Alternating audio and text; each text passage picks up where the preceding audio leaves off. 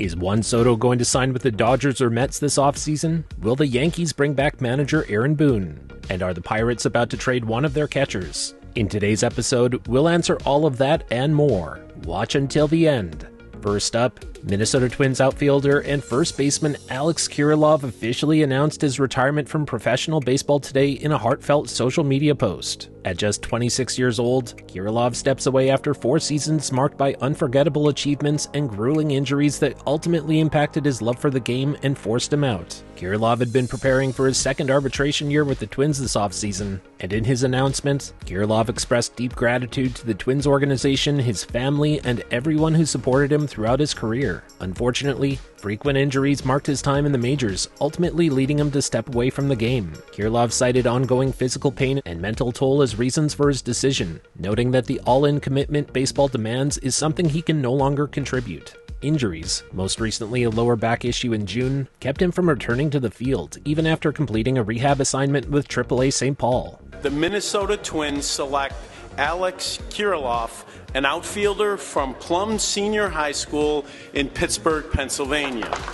Kirilloff's time with the Twins began when he was selected as the number 15 overall pick in the 2016 draft. By 2021, he made his highly anticipated Major League debut, and in a rare feat, Kirilloff became just the 3rd player in baseball history to debut in a postseason game, where he notably also became the first player in Major League Baseball history to record a hit before even stepping into regular season play. He had a lot of promise and potential, and it's sad to see him go out this way. Over parts of 4 MLB seasons, he posted a .248, .309, .412 slash line with 27 home runs, 40 doubles, and 116 RBI across 249 games. We wish Alex the best as he begins a new phase of life. Next, the New York Yankees are gearing up to decide if Aaron Boone will return as their manager in 2025. Boone just wrapped up his 7th season with the Yankees, and while the team missed the playoffs in 2023, this year, finishing 94-68, the Yankees claimed the AL East title and ultimately made it to their first World Series since 2009. Many Yankees fans have mixed feelings about Boone's tenure given his postseason disappointments. However, John Heyman of the New York Post reports that the Yankees are expected to pick up Boone's 2025 option. Whether that happens remains to be seen.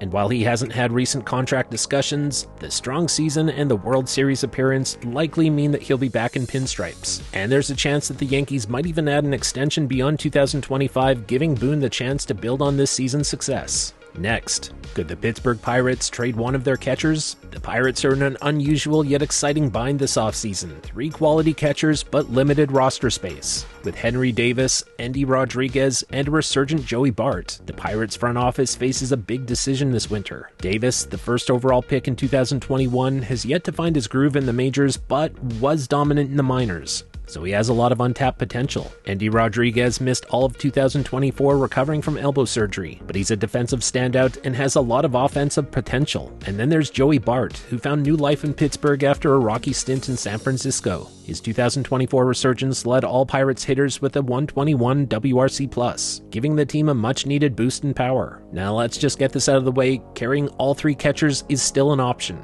but trade rumors will begin to swirl. Joey Bart's strong season makes him a desirable trade asset, so he would be the most likely candidate to go, but his recent success has also made him vital to the Pirates' offense, so Henry Davis might actually be easier to let go, yet his potential breakout could make parting ways a risky move, and the Pirates won't want to see him become a star like they thought they were drafting, so it'll be interesting to see if Davis's name comes up in trade talks. Meanwhile, Endy Rodriguez, who's now fully healthy and ready to return, could see his value rise with a solid 2025 season. With not a lot of quality catchers on the free agent market, the Pirates have an opportunity to trade for other roster upgrades. Teams like the Rays, Cubs, and Padres might be interested in an affordable, controllable catcher like one of these 3, putting the Pirates in a strong position to shake things up for 2025. We'll continue to keep an eye on this situation. If you're enjoying this, hit the like button and make sure you're subscribed. Next, the 2024 season is officially in the books, and all eyes are on Juan Soto, one of the most coveted free agents in recent memory. Fresh off a stellar year with the Yankees, Soto is primed to attract some serious offers from the league's biggest spenders. After an electric performance in the 2024 season with the Yankees, Juan Soto enters free agency with an MVP-caliber season under his belt. While the Yankees would love to keep him, reports are hinting that the Mets and Dodgers might outbid them for Soto's talents. Here's a closer look at why Juan Soto's next move could reshape baseball's landscape. Soto's season with the Yankees was nothing short of electric. His stats in 2024 speak volumes, with career highs across the board: 41 home runs, 128 runs, 166 hits, and an impressive 288, 419, 569 slash line. Alongside Aaron Judge, Soto transformed the Yankees' offense, setting a new standard in patience and power. His 129 walks led the league, demonstrating not only his discipline but also his rare ability to make an impact with every at-bat. By F-WAR, Soto ranked third amongst All-American League players, trailing only Judge and Royal shortstop Bobby Witt Jr. in overall value. In the postseason, Soto maintained his form, hitting .327 with 4 home runs, 14 walks, and 12 runs scored in 14 games, providing the Yankees with a consistent offensive presence as they reached the World Series. However, despite Soto's heroics, the Yankees ultimately fell to the Dodgers in 5 games, igniting further speculation about where the superstar might land next. The Yankees acquired Soto in an offseason trade with the Padres, and while the Yankees are eager to retain him, the Mets and Dodgers are rumored to be in the driver's seat for his services. While Soto already has been a World Series champ with the Nationals in 2019, this next contract could secure him a record-breaking deal north of $600 million. The Dodgers, fresh off their World Series victory, are one of the few teams with the financial clout to meet Soto's lofty demands. They already boast one of the most well-rounded lineups in baseball, with stars like Mookie Betts, Shohei Ohtani, Freddie Freeman, and Will Smith. Adding Soto could make their offense nearly unstoppable. The Dodgers are rumored to be considering a signing as part of a massive ongoing investment in elite talent, and they're no strangers to paying the luxury tax to stay competitive. So there could be a lot of smoke here.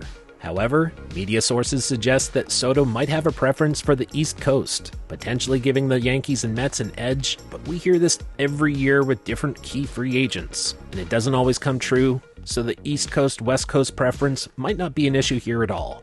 Meanwhile, the Mets themselves are in a very intriguing position. After a run to the NLCS, Mets owner Steve Cohen and baseball president David Stearns could be eyeing Soto as the key to closing the gap with the Dodgers. If the Mets do go all in on Soto, they may take a page from the Dodgers playbook, focusing on high-impact acquisitions to boost their chances of dominating the NL East for years to come. They just freed up a lot of payroll with the free agency of Justin Verlander and Max Scherzer, and may be poised for a historic signing here with Soto. Again, the Mets have a lot of money to spend here this offseason. Roster Resource projects the Mets for about $161 million for next year's roster, right around half of this year's $336 million payroll. So if you hear a lot of talk that the Mets are going to be frontrunners for Juan Soto, this is one of the big reasons why. They can afford to pay him as much or more than almost any other team in baseball. Beyond the Yankees, Mets, and Dodgers, there are several other teams that are expected to join the bidding war.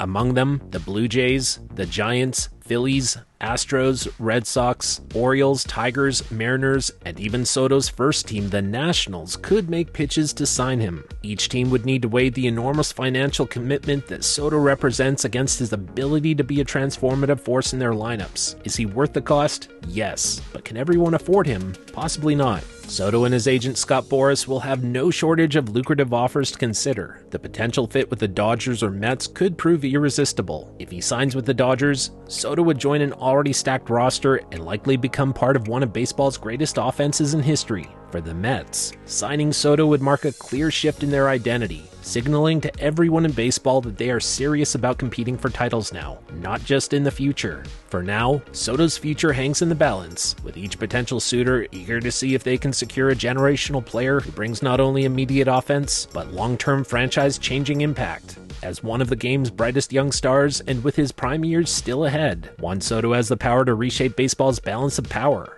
He's going to be the star of the offseason. And there you have it, you've made it to the end of this episode, and we really appreciate that. Hit the like button down below, then take just 1 second of your time and make sure down below that you are subscribed to this channel. We ask that you do, because that guarantees that we definitely get to see you back here next time. Thanks for watching.